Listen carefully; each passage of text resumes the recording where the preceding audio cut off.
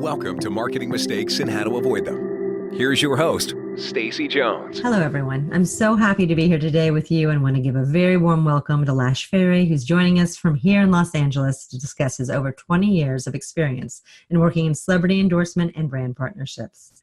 Lash Fary is founder and president of Distinctive Assets, which is credited with catapulting the promotional craze of celebrity swag into a pop culture phenomenon.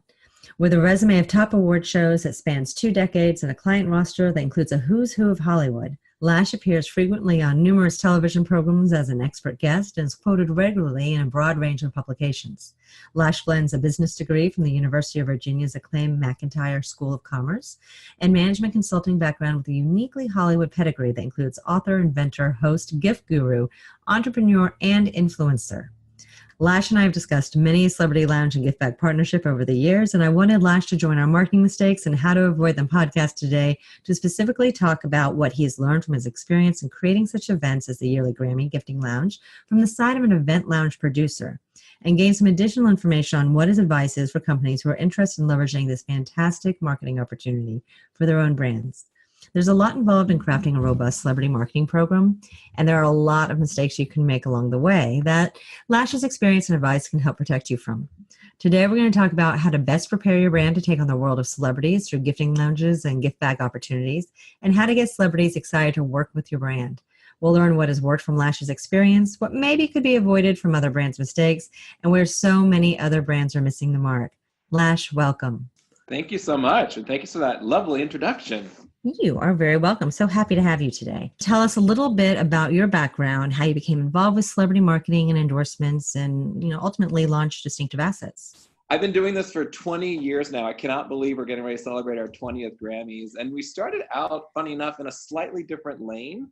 My company, Distinctive Assets, originally was selling clothing to costume designers on TV shows. So we would go around to all the different sets and, take racks of clothes to Dharma and Greg and Will and Grace and Ally McBeal. I'm dating myself because those were the hot shows at the time when we started. And the costume designers, we were like a veritable rolling Bloomingdale's. And we would roll into the set and they'd buy the clothes and everybody would win. The designers were mostly up and coming designers. So they were thrilled that their clothing was getting on TV shows. We also worked with very large designers as well. It was a really nice mix. We had jewelry, we had shoes, a little bit of everything. And while we were on the set, the actresses started gathering around when we would start rolling our racks in. And they're like, can we buy some of our personal stuff from you? You guys have such great stuff. So we started selling to the actresses on the shows as well. And then they started asking us to do their holiday shopping. And so we started getting into gifts. And then a friend of a friend happened to be a talent booker on the Grammys and American Music Awards. And she would come to our shopping parties. And she's like, you guys have such great stuff. Talent sits around twiddling their thumbs backstage at these award shows while they're waiting to go on for rehearsals. You should come in and give them stuff. Just like I've often thought it would be sort of a cool platform, but I didn't even know how to start. So we launched it together and it really just took off. Like we had no idea, at least in my mind, that it would be as massively successful as it's become. And because we were literally the first people to do it, no one knew really what we were even pitching them on. They were like, this sounds interesting. Toomey was on board at the very beginning, one of our early adopters. Sports Club LA, which is now Equinox, was an early adopter. And these brands were like, we would love to have celebrities at our resorts and at our clubs and using our products, so why not? But we were making those first calls. We were like, we want you to pay us to give stuff to rich and famous people. And some of the brands were like, I don't really understand. And some were like, okay, I'm in, let's try it. And it was immediately a win-win-win. The celebrities loved it, the shows loved it, my clients loved it, and we started doing pretty much every award show. At this point in my life, I've done every award show, I think at least once. Some only once because they weren't enjoyable. And some I've been lucky enough to do for 20 years. So we're literally going to be doing our 20th Grammys coming up here in February, and it's been a really fun journey. I had absolutely no idea that's how you started. I started back in the same time frame as you because my big wins of the early days were also like Ally McBeal and being on set and all of the David Kelly productions. So you and I are both dated equally. Well, then I probably owe you in part credit for helping me segue into award shows because at the time we were doing it the first few years, it was just so much fun to be on the set. And the costume designers were like, this is brilliant. We don't even have to leave. Yeah. And then a couple years in, we would start showing up at Ally McBeal and they're like, we'd love to buy from you, but we have this free rack of Chanel suits that just arrived. So we're just going to use the free suits and not buy anything from you. And so then I saw the writing on the wall in that regard. And so then we started to segue directly into doing all award shows and didn't do anything with the TV shows anymore. You have no idea, but Chanel actually was my client, and we did have that. That's hilarious. That is really funny. Okay, I'm glad. See, look, it does work. I was like, I love money, but I love Chanel too. So I can't Yes. fault anyone for taking free Chanel. No, not at all. So, you kind of covered this in what you were just saying. The celebrities were sitting around backstage and they were interested in getting free stuff. But that's something that brands ask me all the time. They're like, why does a celebrity need free stuff? I mean, come on, they can afford anything that they want. So why do they want this stuff? And why are they actually willing to take it from a brand and potentially even pose for a picture with it or give a testimonial? Yeah, I think the key part of that, and I get asked that, as you can imagine, all the time, the key word or the key mistake in that question is the word need. They certainly don't need it. And we're not here as sort of a philanthropic outreach because Alicia Keys has fallen on hard times and needs free stuff at the Grammy Awards. That's not the point of what we do. We do this for the same reason that movies pay Jennifer Lawrence $20 million for a film. She doesn't need that money. She certainly doesn't need any money at this point after X-Men and Hunger Games, but she gets paid that amount of money because she is a brand and she brings value to any project that she's a part of. And it's the same thing with what we do. These celebrities bring value to the brands whose stuff they're wearing or talking about. If it's a resort and Hugh Jackman shows up with his wife to go on vacation, that adds stardust to it. So there's a very clear value of what's added. And it's the same reason that a lot of brands pay millions for celebrity endorsements, and we sort of fall below that tier. So for brands who can't afford to hire dozens of celebrities as an official endorser, this is sort of a nice sort of unofficial way to sort of link your brand with the celebrity. And it's fun, to quote my friend, he's my imaginary friend because we're not actual friends. I can't call him on his cell phone or anything. But Samuel L. Jackson last year, right after the Oscars, he was a presenter at the Oscars. And Ellen was asking him about his Oscar experience. He was like, well, it was fine. I was a presenter, but they don't do presenter gift bags anymore. Only the nominees, which all the celebrities have heard about. He was like, but only the nominees get these amazing gift bags. So I'm only going to do it if I'm a nominee now. Like, I only want the gift bag. And you could tell Ellen, who's not so much into free stuff, she was like, Samuel, you make so much money. Your films have grossed billions of dollars. Why would you care about getting some free stuff? Is there even anything good in the gift bag? He was like, these shoes I'm wearing, he held up his foot, free. He was like, there's nothing better than when something is free. And it's not really about whether they can afford it or not. It's a perk of all the hard work that's gotten them to the point where brands want to throw free stuff at them. And I don't think you're ever, and Oprah really personifies this, I don't think you're ever too rich or too famous to love giving and receiving gifts. It's like that childlike emotion on Christmas morning or Hanukkah mornings. And opening presents is fun no matter who you are. Yeah, and free's all the better. Yeah, for sure. So what are some of the types of opportunities that you can do partnerships with Grammys and celebrities? Yeah, well, we have been the official Grammy partner now for 20 years, as I said. And what's lovely about doing an official award show is that you get to be backstage. You're working hand in hand with the production team and the talent department. So you're not trying to get celebrities to come out of the way and go drive to a hotel that's off the trajectory of anything that they're doing. These are folks who are already there at rehearsals. They're already on site. They're already in the zone of being at the award show and having fun. And what we've done and what we do with these shows has become sort of an expected part, to the point where when Mary J. Blige shows up at the Grammys, one of her first questions is, where's the gift lounge?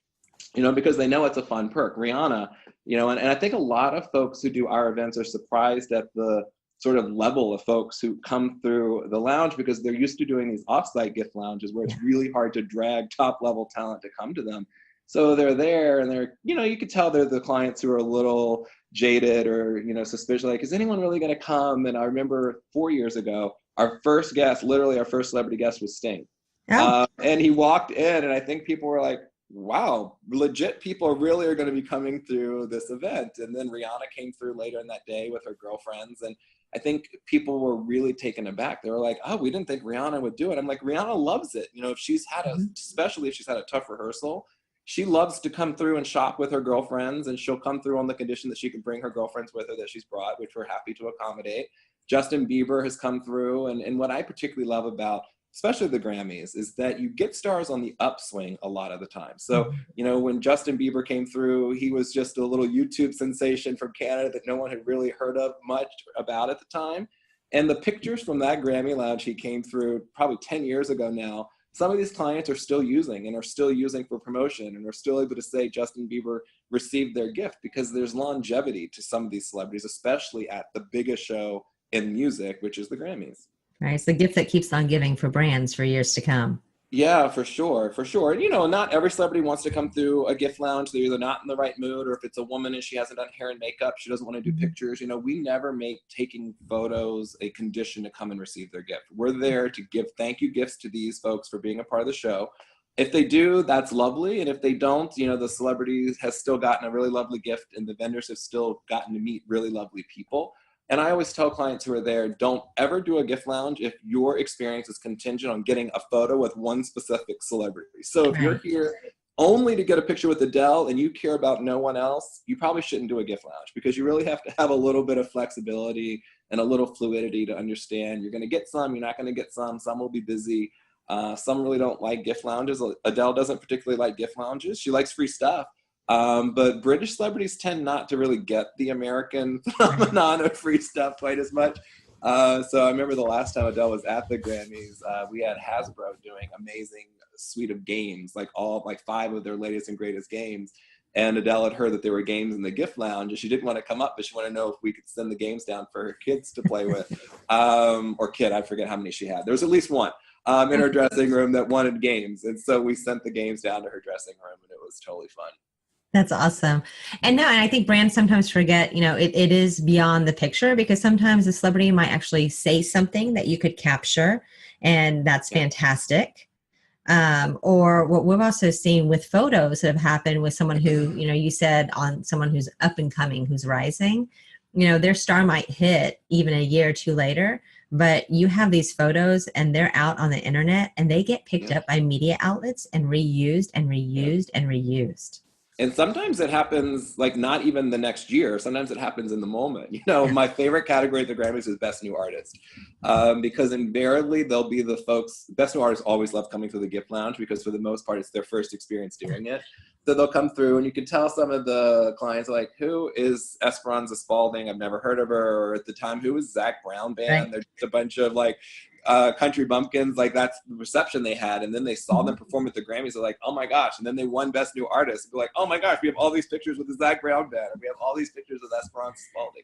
So sometimes it's like even later that night that the star hits, and it's really, really fun to see. And what's really special, I think, about your lounge, you had touched on this before, in comparison to other lounges sometimes.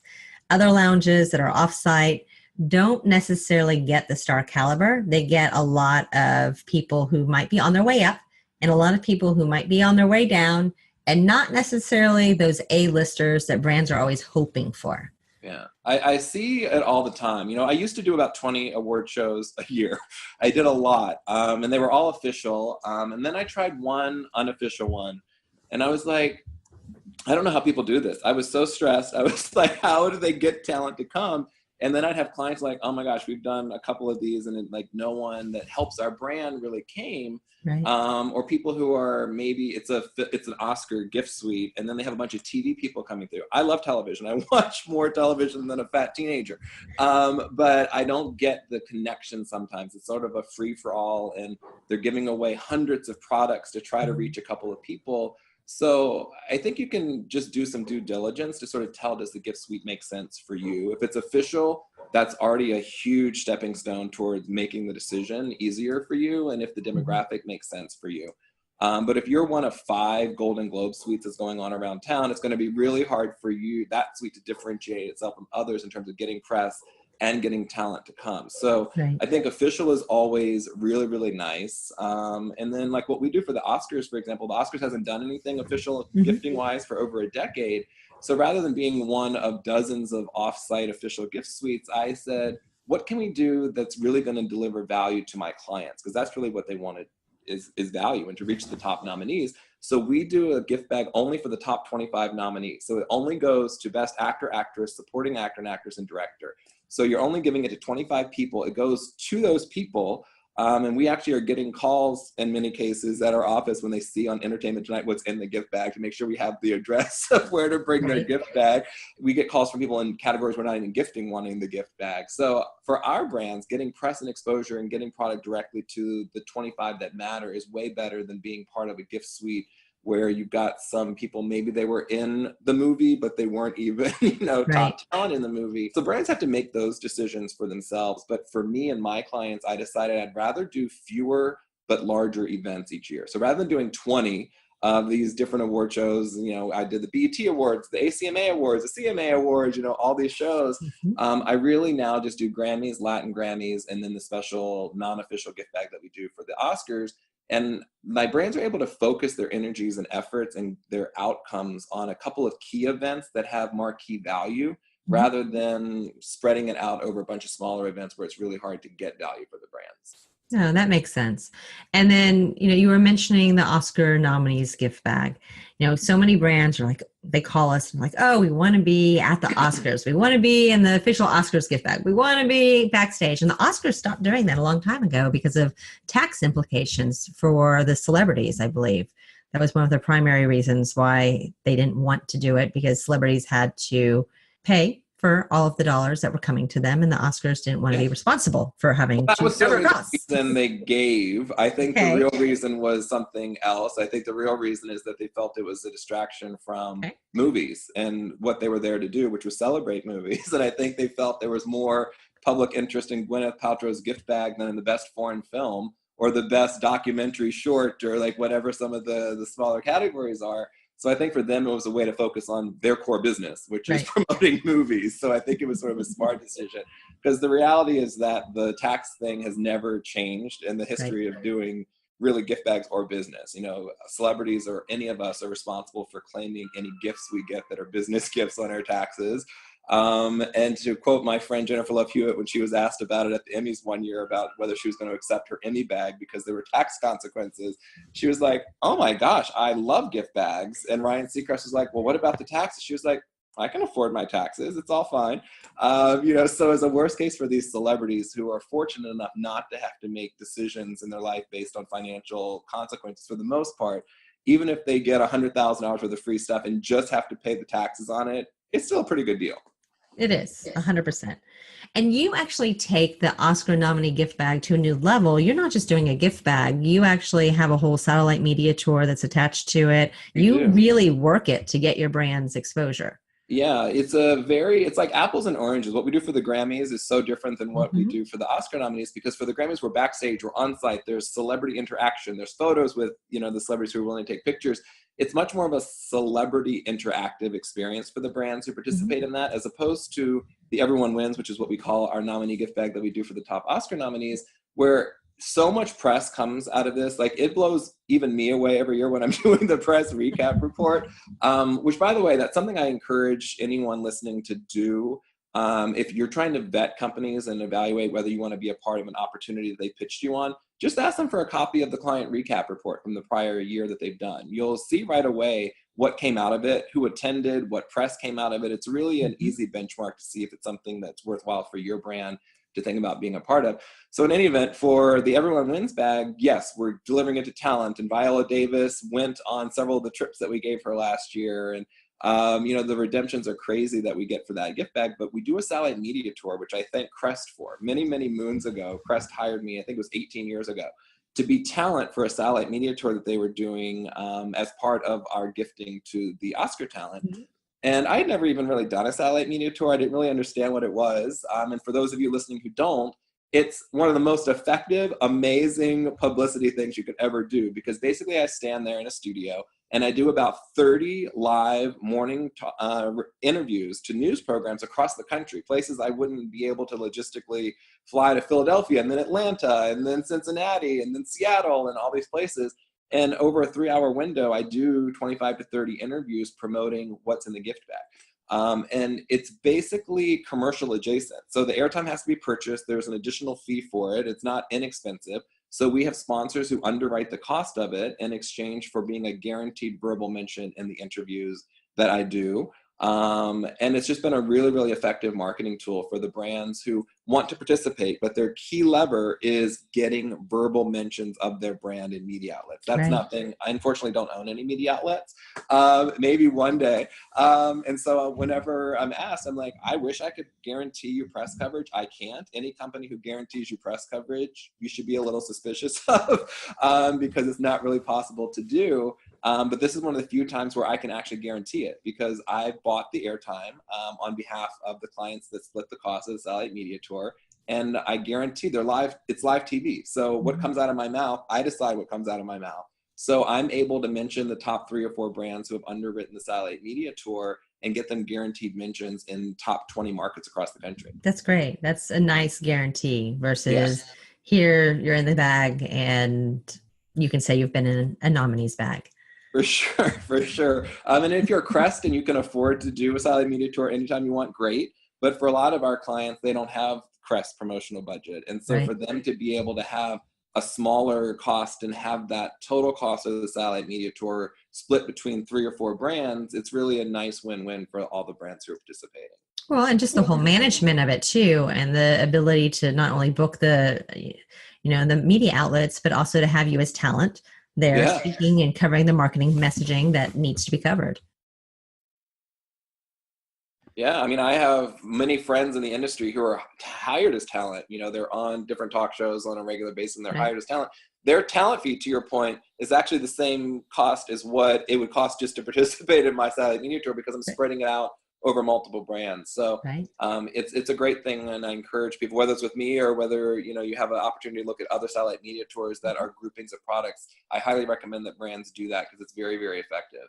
Yeah, 100%. So going back to the Grammys, if someone has never been to a celebrity gifting lounge, can you kind of paint a picture of what's the layout, what's it look like, and what are the opportunities for a brand to actually be there?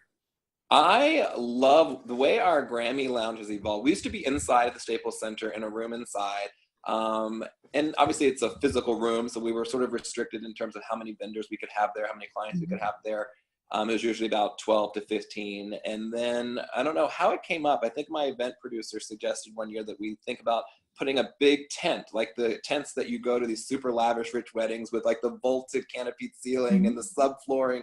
So now for the last 10 years or so, we put up a huge tent at the talent entrance of Staples Center where I can fit up to 25 clients in. We have more space. We have more storage. We don't have to deal with getting in and out of Staples. It's much easier from a setup perspective.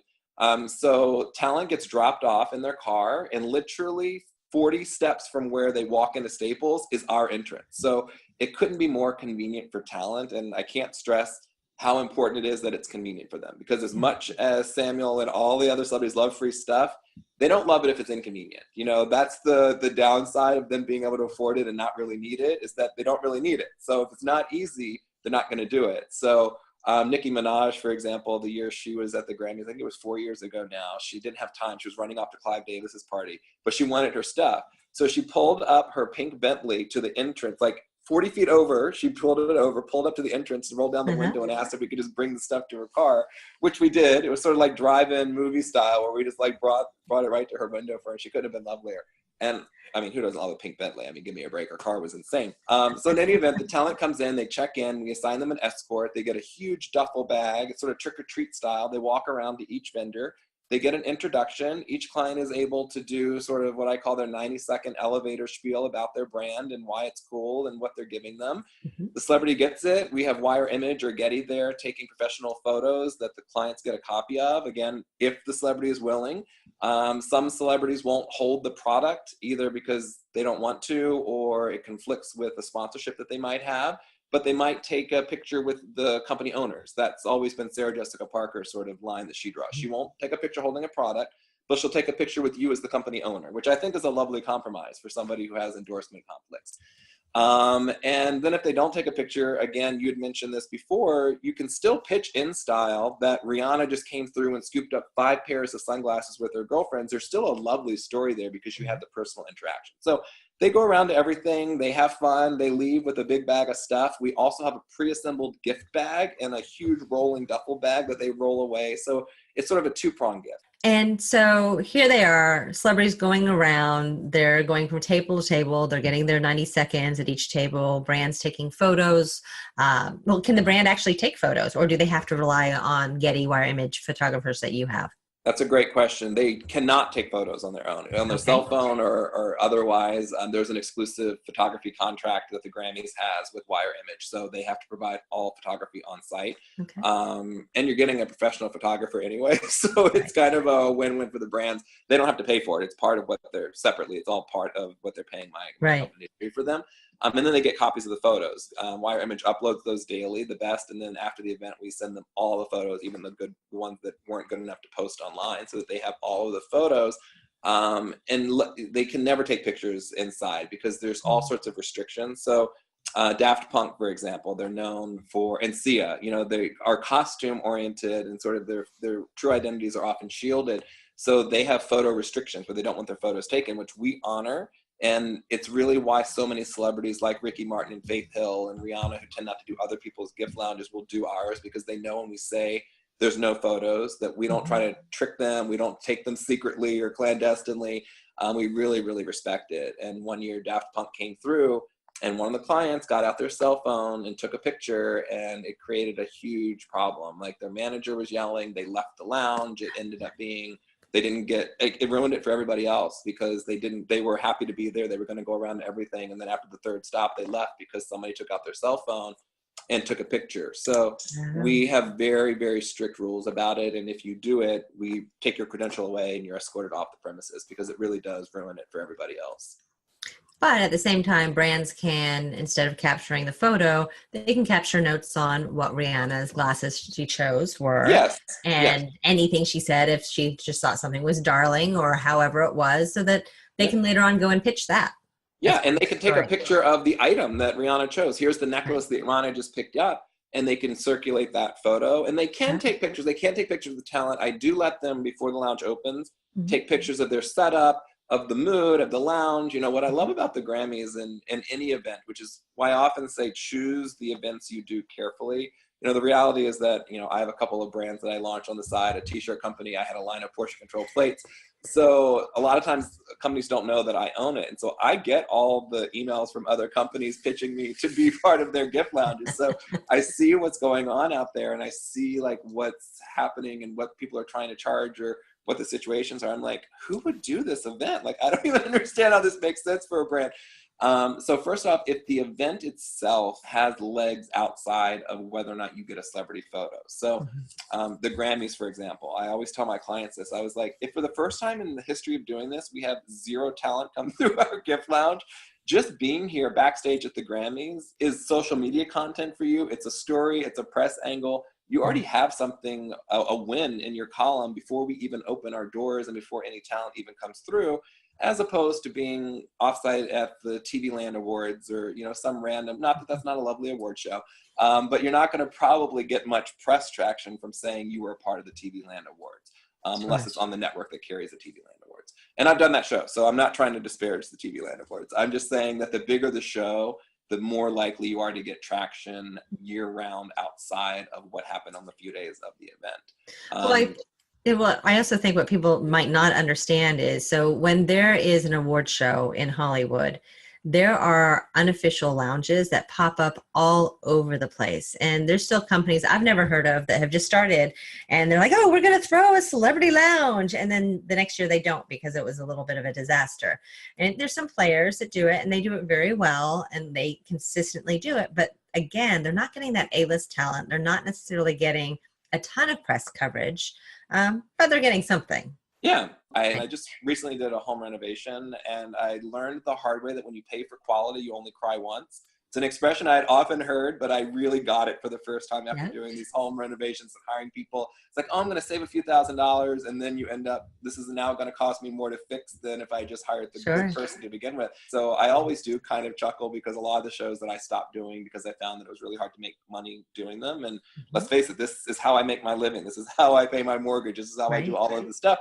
So if I can't make money doing it, I'm not doing this for fun. You know, I'm not like retired and just kind of like doing this as philanthropy, as I said. So I see people who have like picked up some of the shows that I stopped doing, or I see that they're like offering free inclusion. You can just be backstage for free. And it's like, when's the last time as a business person you got something for free that added value to your business? Sure. If you get a lot, then good for you. I don't. I haven't found a lot of free things that have actually helped and advanced my business. So yeah, try it for free. You have nothing to get, nothing to lose, I guess, except you're giving away product, you're wasting product, that kind of thing. So just choose wisely. It's pretty easy these days to vet opportunities.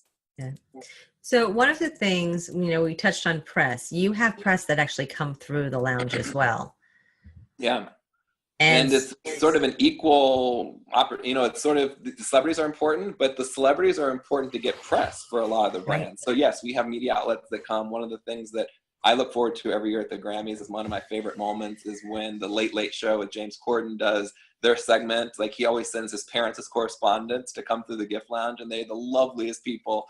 And you see where James gets his humor because they are hilarious people and just two of my favorite people in the world. So they do this hysterical segment with them going through the gift lounge, and that's always fun. GMA usually does a piece. We've had Today Show coverage. We've had tons of internet, just sort of blogs and web only coverage. There's articles in major outlets, Billboard and Time and Newsweek. So it really runs the gamut, but there's a lot of exposure that comes out, especially when you're part of a big award show that a lot of media outlets are looking to cover. So when these media outlets come through, I don't have any control over what they pick or what they write about. Some are there and they're looking to cover beauty products because that's their beat. And so I can't control that your product didn't get covered because you're not a beauty product, So for people who come to these lounges, I'm like, you have to come with the attitude of being open to what the universe presents, and not be jealous because you didn't get covered in one piece. Or it's like a mutual fund. At the end, it sort of all balances out. You might not be in one thing, but you'll be in another. You might miss one celebrity, but you'll get another. So it sort of balances out. Very cool. So are there certain brands that are better than others for a lounge to participate in, or even a gift bag? I don't know that it's necessarily better, because the reality is that you can make something that at first blush probably doesn't seem like it'd be a fit for a gift lounge. I know years back, Waste Management wanted to do something in the Grammy gift lounge, and I'm like, okay, I'm good, but I need to really try to come up with how we can make this happen for you. And to their credit, I'm like, can you have your creative team maybe think about how you can make this appealing to celebrities to have you there, because I think that there's got to be something here, but let's just sort of brainstorm about it a little bit. And they came back, and truthfully, it's one of the best gifts we've ever given. It was Ricky Martin's favorite gift that year. So what Waste Management did is they offered each of the celebrities coming through the opportunity at their next concert to have it be as close to a zero carbon footprint as possible through their recycling programs. So on their own dime, Waste Management would come into the concert venue and do a whole recycling program for you, the artist, so that you could say that you contributed as little as possible to the carbon footprint that your concert left behind. So, there's creative ways to do things.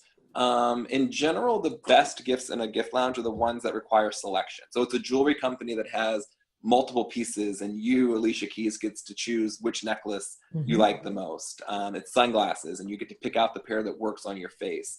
If you've got only one product, your company makes one little serum, and that's all you have, and that's what your display is this one product, it becomes a little bit better suited for a gift bag, because it's a one-off product. It goes in the gift bag, and it's a little bit easier than not having a selection or an interactive component that we try to do in the lounges. And what is the price point that you're trying to typically get into as well? Because I know generally you don't want to come across too cheap.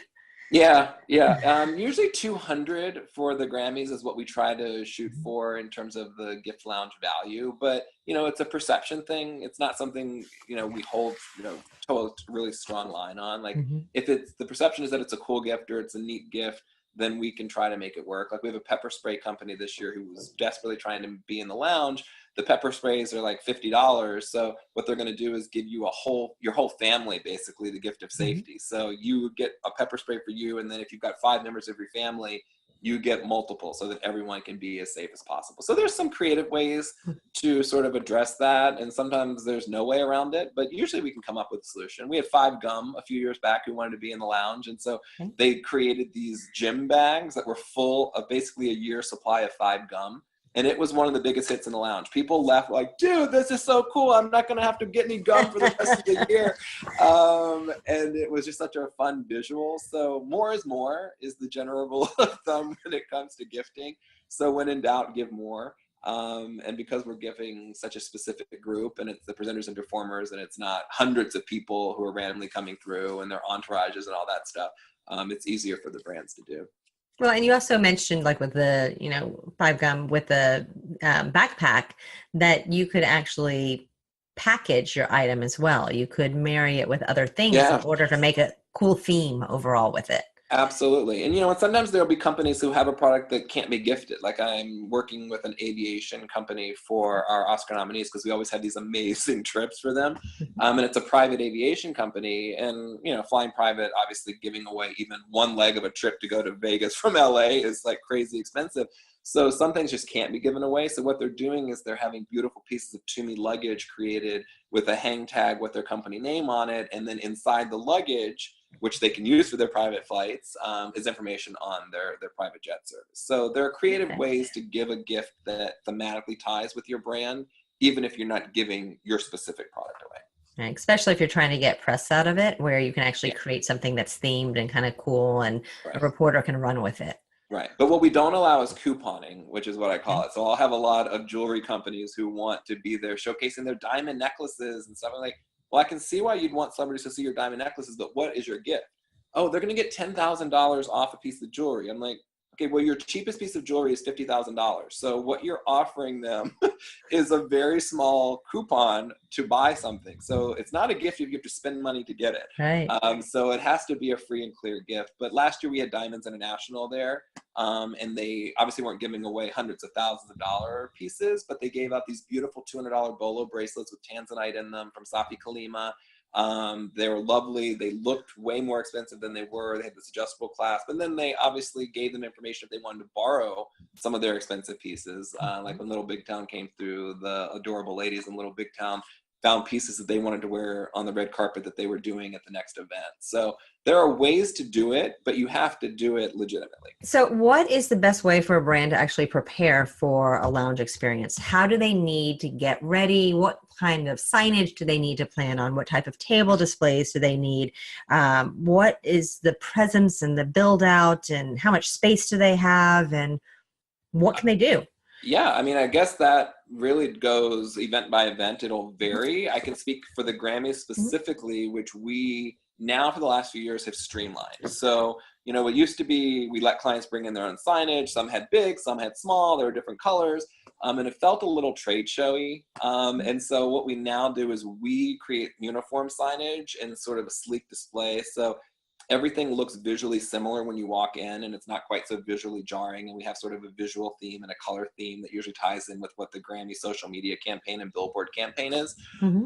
So another lovely thing about sort of the fees we charge is that they're all inclusive. So we take care of your basic setup. We provide you a 4 to 6 foot table or display area. We have your signage there. If you've got specific tabletop needs like display pieces or accoutrement for putting your jewelry on, then you bring that in. But it's all pretty streamlined, and we have a document we send out before the event which basically outlines everything behavior-wise that happens, what you can expect, how it all works. And so the number one thing you can do is actually read the documentation that you're provided from the people that you're doing the lounge with. Because if they're like me, like we've done it many times, and we're outlining exactly what you should and shouldn't do. And then what's so frustrating is when we send that out and then people show up obviously not having read it because they're doing the exact things that we say don't do, that becomes a little frustrating. But the preparation is really just to be there ready and open-minded, to have a great time, to view it as a multi-day event. We do it all 3 days of rehearsals. So I tell people at the end of the first day, we may have had 50 people come through, we may have had 5, but it doesn't really matter because it's a 3-day event. So think of it as one overall event rather than a daily sort of situation. But having a positive attitude, I can't stress enough, is the most important thing. And I always tell companies, don't send your company owner if they're not really mentally suited for working long hours, for doing trade shows, because even though we don't want it to look like a trade show, it's a little bit like a trade show in terms of the hurry up and wait scenario. So Right. we'll have 5 acts come through, within 20 minutes of each other, and it's insane. And then there'll be 3 hours of downtime where people are twiddling their thumbs. So, there are lag times, and we try our best to balance it out. But just because Rihanna says she's coming through at 3, Rihanna's going to do what Rihanna wants to do. I can't control what time she actually rolls through.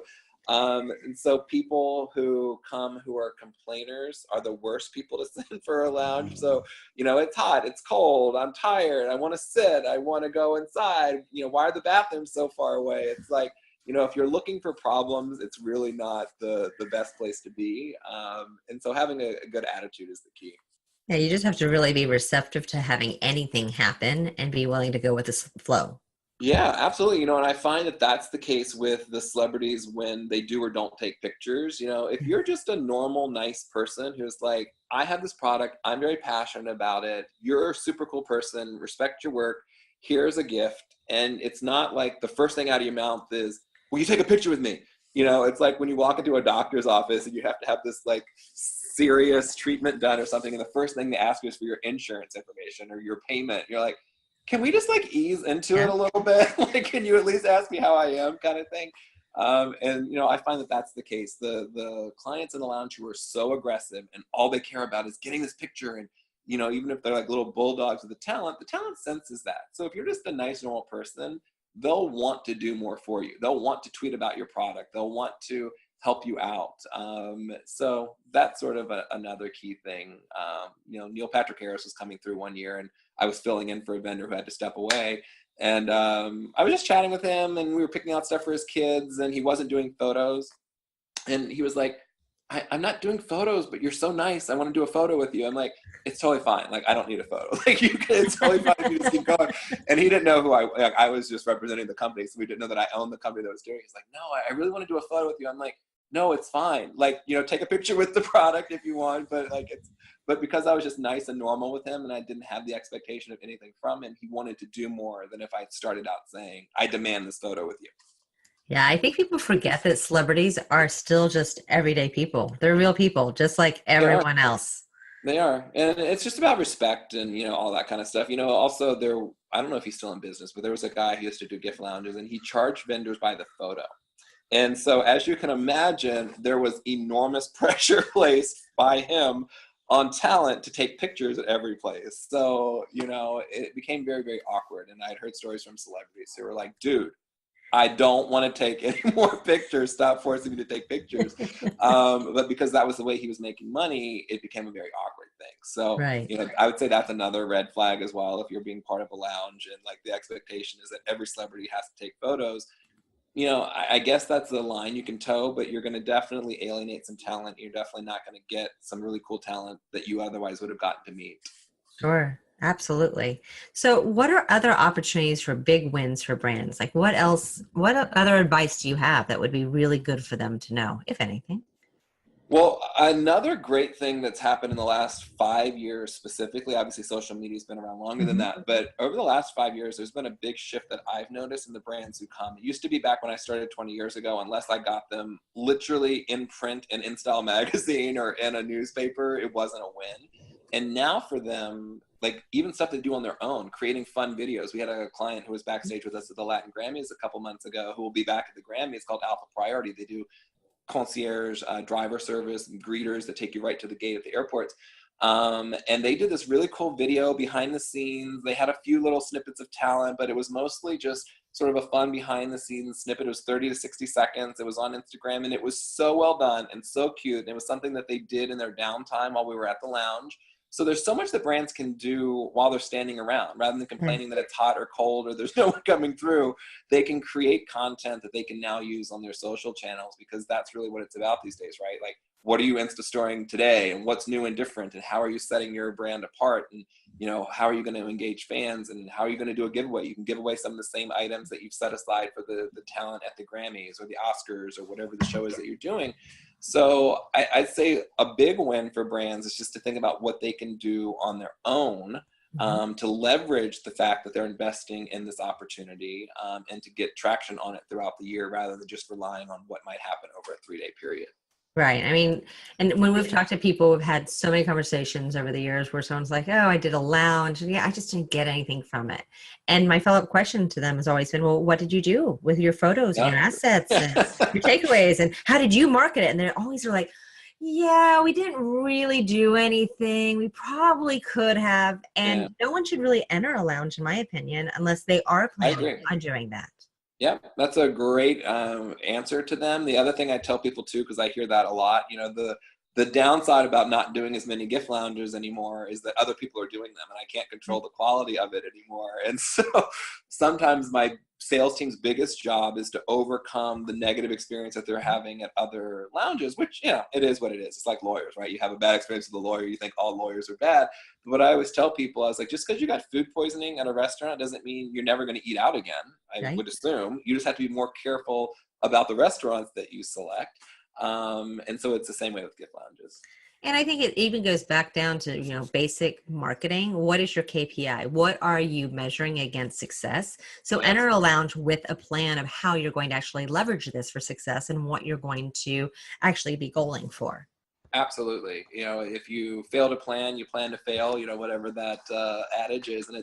And it's definitely true. And so you definitely need to do due diligence on your side. You definitely need to put in some effort to take advantage of the opportunity. But so often brands, they look at some of the successes that so many of my clients have had. And sometimes it's not the most expensive. I think that's a misnomer too. Like some brands are like, oh, I'm not offering diamonds, so like I can't really participate.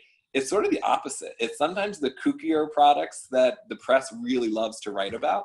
So we had these massage mats, cellulite massage mats. You just put them in your chair, you sit on them, and they reduce the appearance of cellulite on the back of your legs when you sit on them every day by improving the circulation. They were in the Grammy gift bag a couple years ago. They got so much press that they ended up being bought by a huge beauty brand that happened to see the press coverage and ended up acquiring them. And to this day, that woman is like, I can't thank you enough. Like, we did this on a whim to be in the Grammy gift bag. We spent $1,500 not knowing if we'd get anything out of it.